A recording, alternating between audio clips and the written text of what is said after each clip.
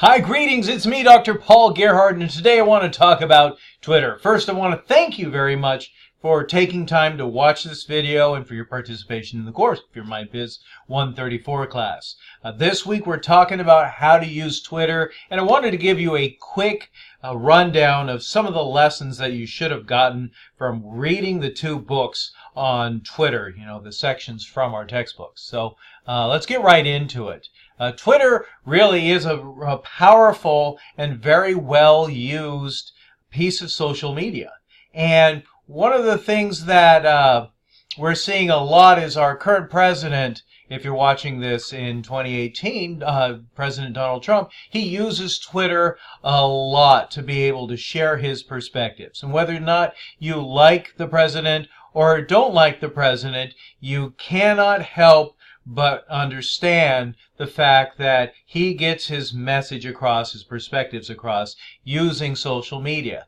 And the good news is that you can too. I really think in this day of age, anybody can become a superstar. Anybody can get noticed. And anybody can sell their products or services and compete successfully in this market where everybody has the internet. So I encourage you to make sure that you use Twitter in a way that helps you build your career success. So I've had my Twitter account for many, many, many years. And one of the things that I tend to forget is that my social media are all linked together. And so whenever I send out a video, for instance, on YouTube, it tends to tweet it out. And when I do a LinkedIn posting, it tends to post it out. And so I haven't really updated my site here on Twitter, but you can see that my handle is twitter.com/Dr. Paul Gerhardt, DrPaulGerhardt. And that's really appropriate for me because I do a lot of different things. I do consulting work, I do teaching, and I have friends that know me as, Paul, and they lovingly call me Dr. Paul. So I like that, and that's pretty cool. My goal is to make this world a better place with what I do, and so I like the fact that Twitter helps me be able to share my message. Not that I'm changing the world by hitting millions of followers, but I can see that I have 658 followers as of this October date in 2018, which is really interesting. And you can see on my feed here that I've got my name, my logo, a background, the tweets that I have done. If I click this button, this is a screenshot, you could see my replies and media. Of course, it has my location, my website address, and when I joined.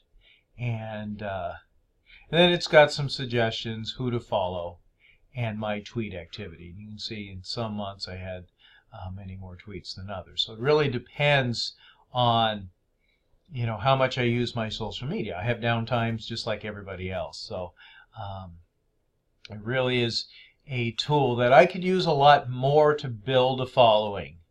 And so it is really, really a powerful tool if we allow ourselves to be able to use it properly. And of course, you got to look at the buttons. So with anything, I recommend that you dive into the social media that you're using and explore all the buttons that are available. What can you do with it? What are people doing with it? Look at it with a critical eye and ask yourself, how are people using this effectively? What's the value of this? And so I'll talk a little bit about Twitter in this video. So Twitter obviously is microblogging. You can do many, many different things, as our textbooks talk about. You can point to your blog, share a video, share an infographic or an image, post a headline. I'm a big fan of saying, hey,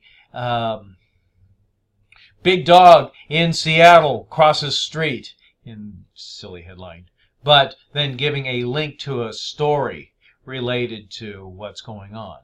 I think the key to any social media is to be regular and meaningful with it. So with microblogging, and that's what this is. You can use up to 140 characters, but you have to use your space that you have available the way that it's meant to be used. And so get liked, follow other people, like other people, get discovered, use hashtags as much as you can, and when you're liked by other people, you can follow other people too, and so you can build relationships just like you can in the real world.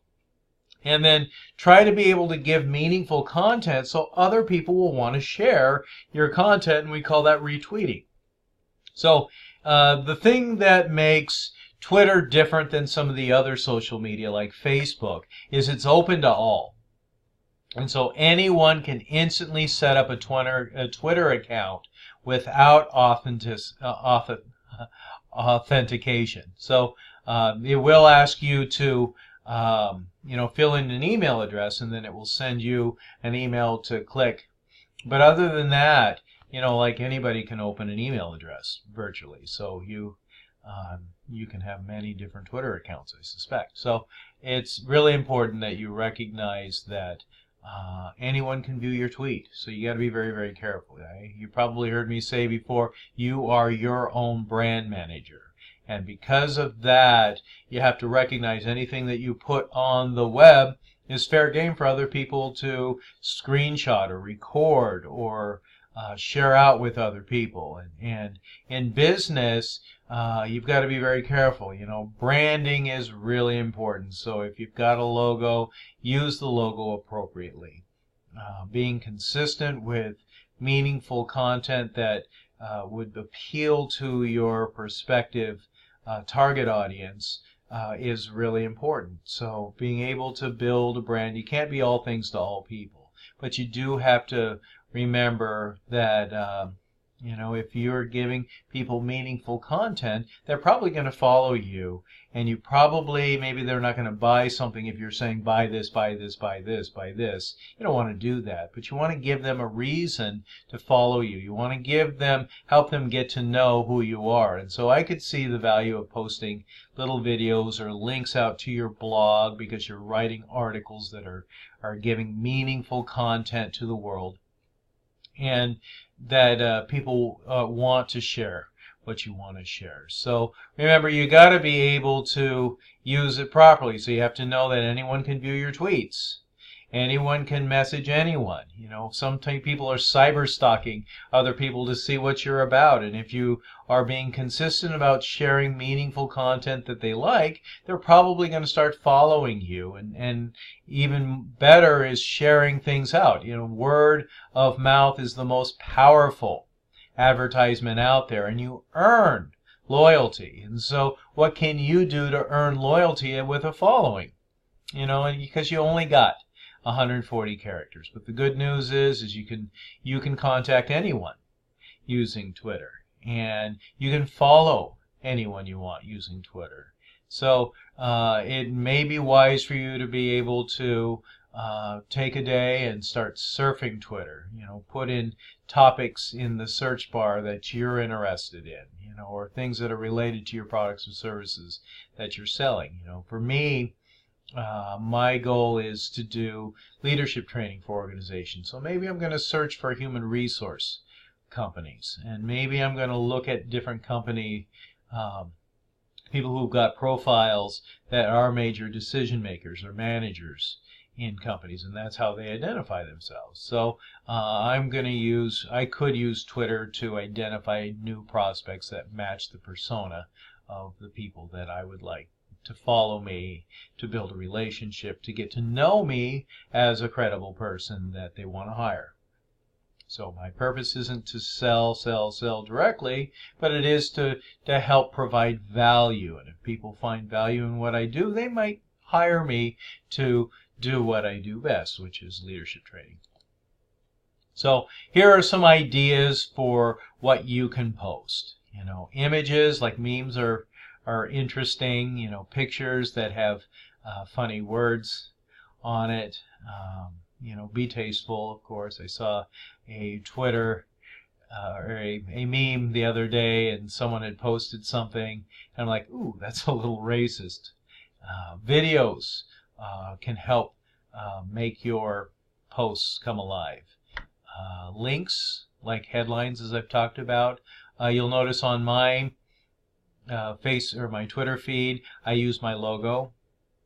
And I like to build brand awareness. You know, when people see that logo, they recognize it. They're like, "Oh, that's Dr. Paul Gerhardt's logo." Using hashtags really is an important way to get your information out there. And you could use a website, hashtagify.me, to identify industry-related hashtags to use in your post. So I think that's really interesting. Hashtagify.me. And it's interesting where, you know, if I'm putting a post on leadership, I could put hashtag fearless leader or something, some other hashtag that other people are using that people are probably following. So related to your industry, related to your product or services, you know, and so you got to be consistent on how you use hashtags. Then you can retweet other people's content on your feed, and that's one of the things to get people to follow you. If you're constantly posting things that you think your target audience would find interesting, people are going to want to follow you. So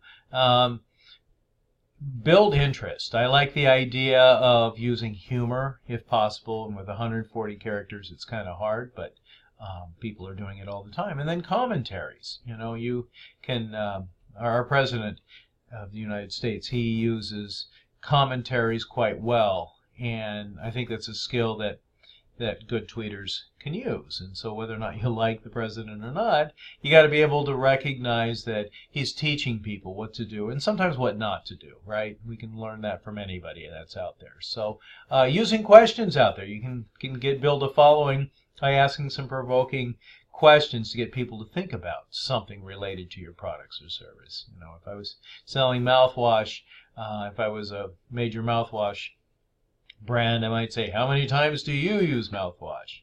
Do you bring mouthwash to work? You know, or some kind of thing to get people to think about being able to use your product or service. Like, oh gosh, I need to get a bottle of mouthwash and put it under my desk. You know, whatever. So we can create trends. Like one of the most famous trends ever created is the anniversary diamond or the engagement diamond. It was the De Beers in the 1940s, a family that owned a diamond mine, and they owned pretty much had the corner market on diamonds. And they created this feeling that you had to spend, I think, 2 months' salary on a diamond ring for engagement, you know, and so they created this thing. But before that, most people didn't use diamonds, but it's so powerful today that most people are proposed to with a diamond. And diamonds aren't rare, but we have a feeling that they're rare because the family that owns the diamond mines, the De Beers, they've made it rare. So that's the interesting thing is, if you're really wise with a marketing campaign, you can create a feeling about this, and even a trend that changes the culture of ways that things happen. So your posting strategy is important. Content is king, you know, using a well-coined phrase. And start by creating a legitimate page. Use images that are meaningful. Make sure you make your profile meaningful. Use it to connect with potential clients. And have a clear target audience. Follow other people. If you're following them, they might follow you back. Share coupons or meaningful content worth following. You know, I think it's a great idea to link out to another site, like a blog, for instance. And on that blog, it gives, you know, 10 uses of mouthwash, or why diamonds are so rare, or something that makes people go, aha, I want to learn more about that. Share good stuff. You know, really keep in mind who your target audience is and add value. How can you pique someone's interest, get them to follow a link? You know, make sure that your Twitter content or your Twitter handle or ID is meaningful. Again, I said mine is twitter.com Dr. Paul Gerhardt. That's who I am. But if you are, like in the mouthwash business, you might, if you're Crest, you might say Crest Mouthwash. Twitter.com Crest Mouthwash. Or if you are REI, it's twitter.com REI. I'm sure that if Costco's using it, it's probably twitter.com/Costco or Safeway, twitter.com/Safeway. Those are that's your brand, and you can use your social media to make your brand awareness stronger and help add value by sending out coupons or tips. I think if you were in the restaurant business, you could say, hey, I'm cooking up some fresh ribs today. Bob's Barbecue. Hashtag barbecue ribs. Use it often. The more you post meaningful content, the more people will probably want to follow you because you'll catch their attention. Promote yourself. Ask to be followed by Twitter. If you have business cards, you might put your Twitter handle on it, as well as your other social media. If you have your blog, you might make sure that all your social media is connected to your blog and your LinkedIn account and your Facebook account. Make it easy for people to recognize your brand, and you have to be consistent too. So if you look up Paul Gerhardt, I've got Dr. Paul Gerhardt on Instagram, Dr. Paul Gerhardt, or Paul Gerhardt on LinkedIn. But all the social media linked together, you have those consistent, the consistent name, you're going to build brand awareness. And then you got to build brand awareness by proactively posting meaningful content, by being regular. And of course, don't forget to connect with other people on social media. So social media really is about the engagement. Building meaningful content helps build your brand awareness, helps people get to know who you are, what you're about, and the value that you have to offer. And that really is the bottom line. It's not about saying buy, buy, buy, buy, buy, buy, buy. Or they're going to say goodbye. Bad sense of humor. All right. Hey, that's all I got for you. Again, I want to thank you very much for your time in watching this video.